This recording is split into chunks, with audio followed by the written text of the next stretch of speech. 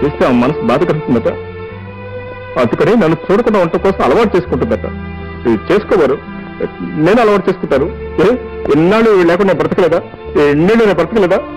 దర్జాగా బ్రతుకుతాను. నేను అలవాటు చేసుకుంటాను. ఆవిడ చూడకుండా బ్రతకడం నేను అలవాటు చేసుకుంటాను. ఏమిటో నీలో నువ్వే మాట్లాడుకుంటున్నావు? అదే డాడీ, ఆ సంధ్యాదేవి గారు లేరు, నన్ను చూస్తే తన బిడ్డను చూసినట్టుంటుందని రోజు వచ్చి తనకు కనిపించమని తనకు తనే కోరిందా? అవును.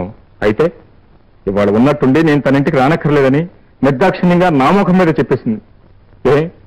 ఆవిడ ప్రేమ కోసం నేను పడి చచ్చిపోతున్నానా? ఆవిడని చూడకపోతే నేను బ్రతకలేనా? డాడీ, ఆటే చూస్తే ఎవరో ఒక సెల్ఫిష్ మ్యాన్ మమ్మల్ని ఇద్దరినీ దూరం చేయాలని ప్రయత్నిస్తున్నట్టు నా అనుమానం. నీ గురించి ఎవరికేం పట్టిందో అదే తేల్చేస్తాను డాడీ. వస్తాను డాడీ. సురమా, ఓ సురమా, బడిరా, రాకపోతే జుట్టు పట్టు వీడ్చుకొస్తాం. ఏమో సోరమ్మ, ఊళ్ళో వాళ్ళ సొమ్మంతా పోసుకుని కులుకుతా ఇంట్లోకి వచ్చున్నావా? మర్యాదగా రాబడికి. ఏమిటి బాబు, ఏం జరిగింది? ఏం జరిగింది బాబు? ఏం జరిగిందమ్మా, మీరే చెప్పండి. అసలు ఎవరయ్యా? ఆ సూరమ్మ అల్లుడురా. సరేలేవయ్యా, అసలు ఏం జరిగింది? ఏం జరగడం ఏంటి? మీ అత్త సంగతి ఊళ్ళో అందరి దగ్గర దోచుకొచ్చి ఇంట్లో పోస్తుంది. నువ్వు పూలంగలా కులుకుతూ తింటూ ఇంట్లో కూర్చో. చీ, నీది ఓ బతికేనా? మాటలు తిన్నగా రాని, అసలు ఏం జరిగిందో చెప్పవయ్యా. చెప్పరా, చెప్పు. ఏమిటా చీటీలు అని చెప్పి ఇప్పుడు 2000 రూపాయలు వసూలు చేసింది. ఏదో బిడ్డ పెళ్లి కలిసి వస్తుంది కదా అని కట్టాను.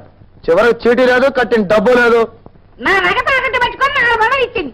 400 తిరిగి ఇచ్చేస్తాను, కానీ నా నగ మాత్రం నాకు ఇవ్వలేదు. అత్తయ్య, అత్తయ్య ఎక్కడ? మెల్లగా మాట్లాడండి.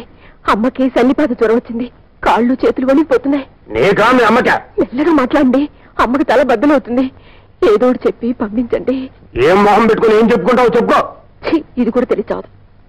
అమ్మా, అయ్యా, మరో 4 రోజుల తర్వాత కనపడండి. ఏంటి 4 రోజులా? బాబు, ఈసారి నేను హామీ ఉంటాను, మీరు వెళ్ళరండి. సరే, ఈ నాటకం కూడా చూద్దాం. 4 రోజులు పోయిన తర్వాత ఇయ్యకపోయావు నీ కాళ్ళు చేతులు తీసేస్తాం. సరే లేవయ్యా, మీరు వెళ్ళరండి. సరే పదండమ్మా, ఇయ్యకపోతే అప్పుడే చూద్దాం. ఏమనుకుంటున్నాడు? పొండ్రా వానపా వెదవల్లారా, మీరు నన్నేం చేస్తారా? అత్త, నీకేదో మాయరోగం వచ్చి మంచం ఎక్కావని చెప్పింది నీ కూతురు. లేకపోతే ఈ భాగవతం ఎవరు భరిస్తారయ్యా?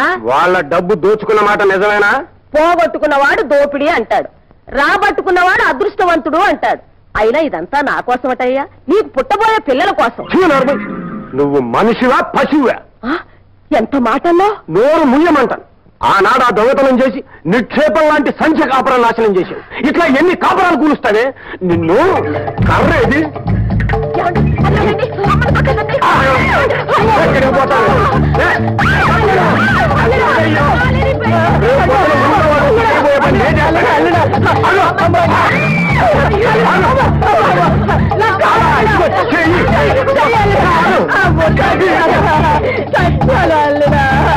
నేను రేపొద్దున జైలుకి వెళ్ళినా సరే నీలాంటి దాన్ని చంపితే 40 కుటుంబాలు బాగుపడతాయి.